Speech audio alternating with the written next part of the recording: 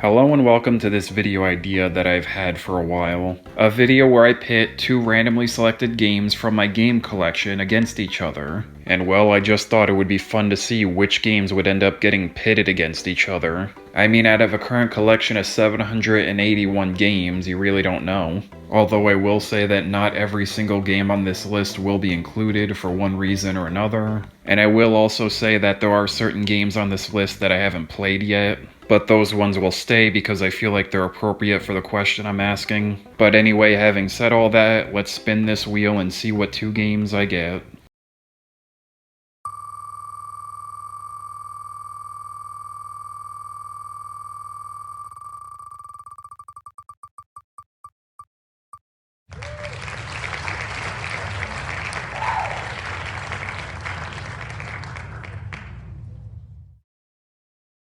And now for the second game.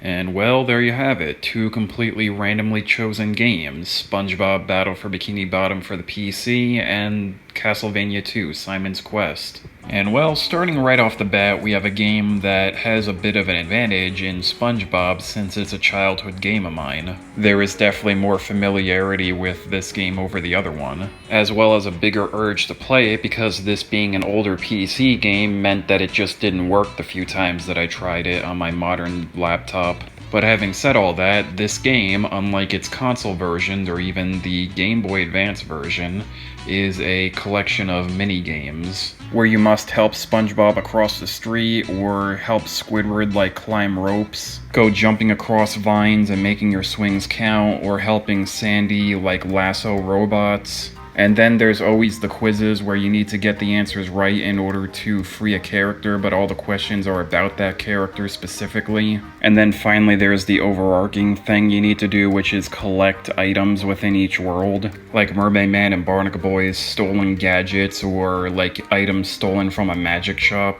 And then in the end you have to put them all together to complete the level, with my personal favorite being the Rube Goldberg machine you do at the end of Chum Bucket. And then you're rewarded with a bonus game, whether it be like dancing or going bowling. So yeah, a whole lot of nostalgia backing up this game. Which leads us to the other game that was chosen, Castlevania 2, Simon's Quest. And well, to start off, I really wish that I got selected a game that I'm more familiar with, since this is a game I've basically never played, and basically everything that I know about it is from the AVGN. But that's not to say that I'll immediately dismiss it as a bad game. I do want to play it. It's just one I haven't gotten around to yet. But having said all that, I do know what this game is like. This game is not like the first game. You are not just going towards the end of the level to move on to the next level. You're instead in like an open world type of thing, where your objectives are out in the world and you have to go find them, which is something that some players do prefer over just a simple game where you just have to keep moving the screen to the right.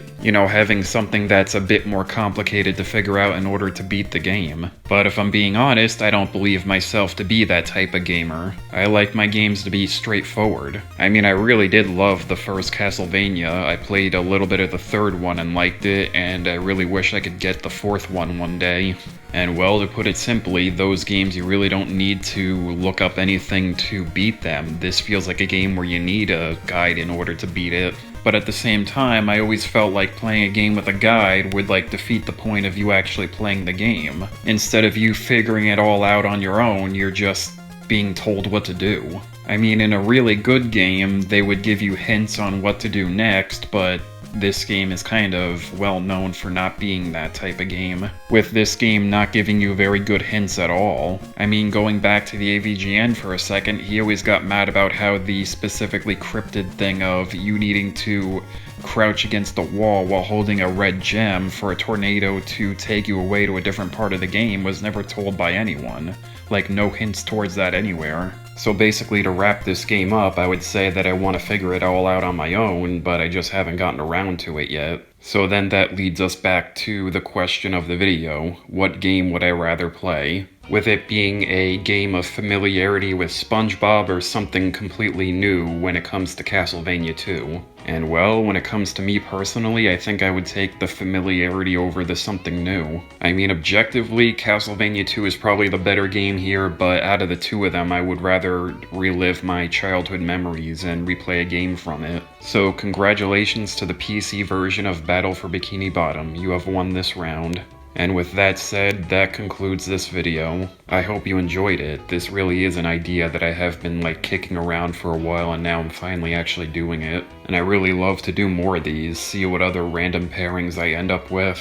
And with that all said, thank you for watching, and I'll see you in the next video. Bye for now.